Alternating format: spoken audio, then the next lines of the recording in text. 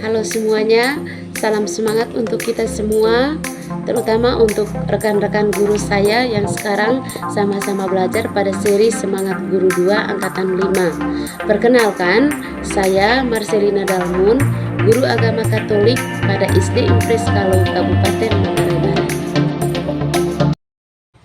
Teman-teman semuanya, dalam video ini saya akan membagikan refleksi singkat saya tentang motivasi dan merdeka belajar. Yang kedua, bagaimana melatih motivasi berdasarkan lembar aksi 1. Dan yang ketiga, tips saya yang akan saya bagikan kepada teman-teman semua, bagaimana mengelola motivasi dan menerapkan merdeka belajar. Oke teman-teman, mari kita simak jawaban saya berdasarkan 3 pertanyaan berikut ini. Baik teman-teman, pertanyaan pertama. Hal baru yang saya pelajari atau peroleh dari motivasi dan merdeka belajar ini adalah bahwa bekal dasar untuk menjadi seorang guru dan menjalankan tugas sebagai pendidik adalah motivasi diri. Sebagai guru, saya harus menyadari motivasi dari dalam diri saya dalam menjalankan tugas. Dengan demikian, saya bisa mengolah stres dengan baik serta berbagai bentuk tekanan apapun.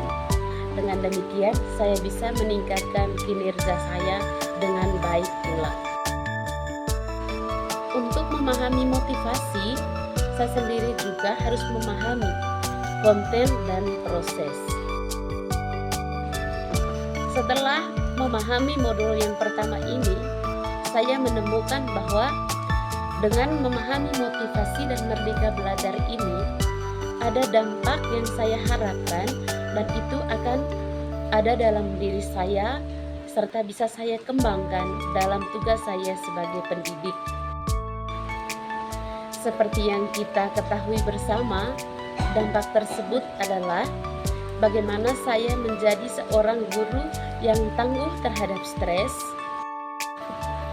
bisa meningkatkan kinerja sehingga pada akhirnya bisa meningkatkan dan mewujudkan merdeka belajar.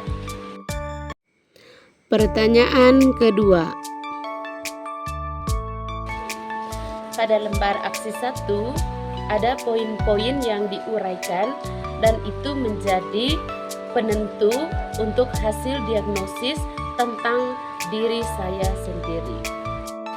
Setelah mengerjakan lembar aksi 1, saya menemukan jawaban atau hasil diagnosis bahwa saya menuju arah yang tepat.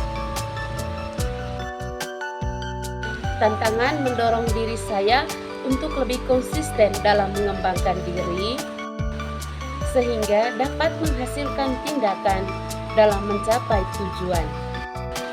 Saya siap berubah, mengembangkan dan menggerakkan perubahan pada diri saya dan kelas yang saya ajarkan. Lembar aksi 1 sudah memberikan gambaran yang jelas tentang beberapa hal yang memicu stres saya dan akhirnya saya menemukan juga harapan untuk saya kembangkan agar bisa mewujudkan merdeka belajar.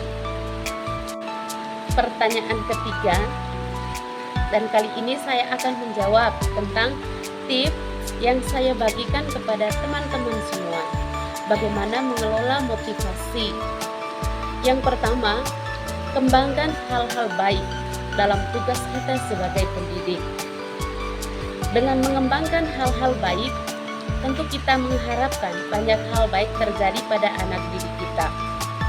Demi tercapainya tujuan keberhasilan ini tentu tidak berpatokan pada nilai yang tinggi saja, tetapi juga mengimbas pada sikap anak didik kita, pemahaman mereka, cara berpikir tingkat tinggi, dan juga penghayatan dalam kehidupan sehari-hari.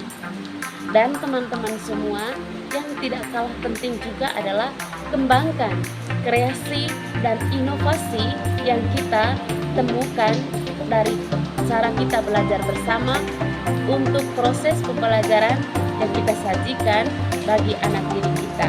Dengan demikian, ada banyak hal yang bisa kita capai dalam proses pendidikan anak didik kita.